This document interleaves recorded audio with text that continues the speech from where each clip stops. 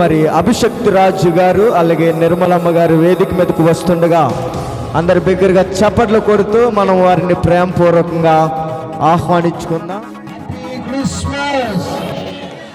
ప్రభువైన యేసుక్రీస్తు నేడు మన హృదయంలో పుట్టెను. దేవునికి మహిమ కలుగును గాక.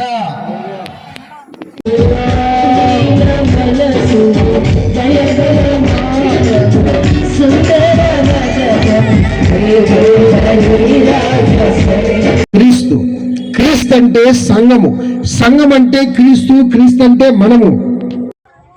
కృతజ్ఞత కలిగి మనం లేము కనుక మన బిడ్డలకు మనకి దేవుడు అనుగ్రహిస్తున్న భాగ్యం యొక్క విలువ తెలియట్లేదు.